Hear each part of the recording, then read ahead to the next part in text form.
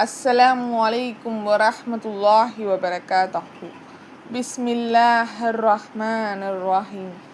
Innal hamdalillah nahmaduhu wa nasta'inuhu wa nastaghfiruhu wa na'udzu billahi min shururi anfusina wa min sayyiati a'malina. May yahdihillahu fala mudilla lahu wa may yudlil fala hadiya lahu. Wa ashhadu an la ilaha illallah wahdahu la sharika lah wa ashhadu anna Muhammadan abdahu wa rasuluhu amma ba'd. Rabbi shrah li sadri wa yassir li amri wahlul 'uqdatam min lisani yafqahu qawli. Rabbi zidni ilma rabbi zidni ilma rabbi zidni ilma. கண்ணியத்திற்குரிய எல்லாம் வல்ல அல்லாஹ்வின் நல்லடியார்களே, இன்று நான் பேச வந்துள்ள தலைப்பு நரகத்தின் நிலைகள்.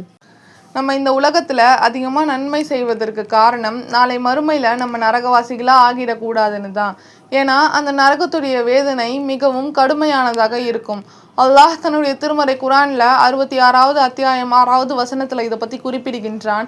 முஃமின்களே, உங்களையும் உங்கள் குடும்பத்தாரையும் நரக நெருப்பை விட்டு காப்பாற்றிக் கொள்ளுங்கள். அதன் எரிபொருள் மனிதர்களும் கல்லுமே ஆகும். அதில் கடுமையான பலசாலிகளான மலக்குகள் இருக்கின்றார்கள். அல்லாஹ் அவர்கள் ஏவிய எதிலும் அவர்கள் மாறு செய்ய மாட்டார்கள். தாங்கள் ஏவப்பட்டதையே அவர்கள் செய்து வருவார்கள். அப்போ நரகத்துடைய எரிபொருள் மனிதர்களும் கல்லுமா தான் இருக்கு. அது மட்டும் இல்லாம அந்த நரகத்துடைய ஆழம் எந்த அளவுக்கு இருக்கும்னா, நபி ஸல்லல்லாஹு அலைஹி வஸல்லம் அவர்கள் கூறுகின்றார்கள், ஒரு முறை நபி அவர்கள் தன் தோழர்களோடு பேசி கொண்டு இருக்கும்போது ஒரு பயங்கரமான ஒரு சப்தம் கேட்டுச்சான். தோழர்கள் திரும்பி பார்த்தார்கள். அப்போது நபி அவர்கள், அந்த சப்தத்தை நீங்க கேட்டீர்களா என்று கேட்டார்கள். அதற்கு தோழர்கள் ஆம் என்று கூறினார்கள். நபி ஸல்லல்லாஹு அலைஹி வஸல்லம் கூறுகின்றார்கள், 70 ஆண்டுகளுக்கு முன்பு அல்லாஹ் நரகத்தின் மேலாக ஒரு கல்லை எறிந்தான். அந்த கல் இப்போது அதனுடைய அடித்தடத்தை சேர்ந்துள்ளது என்று. இந்த ஹதீஸ் முஸ்லிம் என்ற நூலில் இடம்பெற்றுள்ளது. அப்போ அந்த நரகத்துடைய ஆழம் எந்த அளவுக்கு இருக்கும்னு கூட நம்மளால கற்பனை கூட செய்து பார்க்க முடியாது. அப்படிப்பட்ட நரகத்துல ஒரு மனிதனுடைய நிலை எப்படி இருக்கும்னா ரொம்பவே வேதனை நிறைந்ததா இருக்கும். இறை மறுப்பாளர்கள், அந்நியாயக்காரர்கள், தொழுகையை அலட்சியம் செய்தவர்களுக்கு நரகத்தோட அடித்தளத்திலிருந்து வேதனை கிடைக்கும். அல்லாஹ் தன்னுடைய திருமறை குரான்ல 4வது அத்தியாயம் 56வது வசனத்துல சொல்றான், எவர் நம்முடைய வசனங்களை நிராகரிக்கின்றார்களோ அவர்களை நாம் நிச்சயமாக நரக நெருப்பில் புகுத்துவோம். அவர்கள் வேதனையை முழுமையாக அனுபவிப்பார்கள். அவர்களுடைய தோள்கள் கருகும் போதெல்லாம் அவற்றுக்கு பதிலாக வேறு தோள்களை நாம் அவர்களுக்கு மாற்றிக்கொண்டே இருப்போம். இன்னும் நரகவாசிகளுக்கு நரகத்தில் கிடைக்கிற உணவு எப்படி இருக்கும்னா, அங்கே ஜக்கும் என்ற ஒரு மரம் இருக்கும். அந்த மரத்தில் இருக்க கனி ரொம்பவே கசப்பாக இருக்கும். அந்த கனி தான் அவர்களுக்கு உணவாக அளிக்கப்படுது. அது மட்டும் இல்லாமல் குடிநீராக சீல் கலந்த தண்ணீர் தான் அவர்களுக்கு தரப்படுது.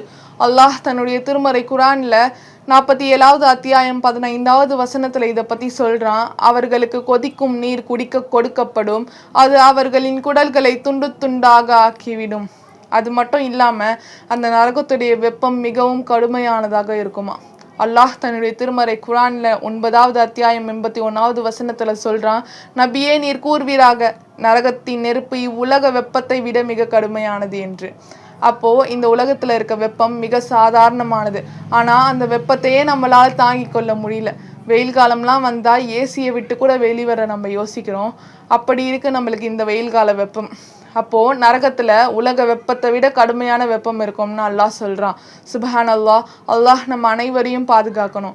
அது மட்டும் இல்லாமல் நரகத்தோட வேதனை தாங்க முடியாமல் நரகவாசிகள் மரணத்தை கெஞ்சுவார்களாம். ஆனால் நரகத்தில் மரணம் ஒன்றே கிடையாது. அல்லாஹ் தன்னுடைய திருமறை குரானில் 43வது அத்தியாயம் 77வது வசனத்தில் சொல்கிறான், அவர்கள் நரகத்தில் யா மலிக்கே, உமது இறைவன் எங்களை முடித்து விடட்டுமே என்று சப்தமிடுவார்களாம். அதற்கு அவர்கள், நிச்சயமாக நீங்கள் இங்கு நிலைத்து இருப்பவர்கள் என்று கூறுவார்கள். இது மூலியமா என்ன தெரியுதுன்னா, நரகத்துல இருக்கிறவங்களுக்கு மரணம் ஒன்றே கிடையாது. அப்போ இப்படிப்பட்ட கொடிய நரகத்தை விட்டு அல்லாஹ் நம்ம அனைவரையும் பாதுகாப்பானாக. அல்லாஹும்ம அஜிர்னி மினன்னார், யா அல்லாஹ் எங்கள் அனைவரையும் நரகத்தை விட்டு பாதுகாப்பாயாக என்று துவா செய்தவளாக என் உரையை நிறைவு செய்கின்றேன். அஸ்ஸலாமு அலைக்கும் வரஹ்மத்துல்லாஹி வபரகாத்துஹு.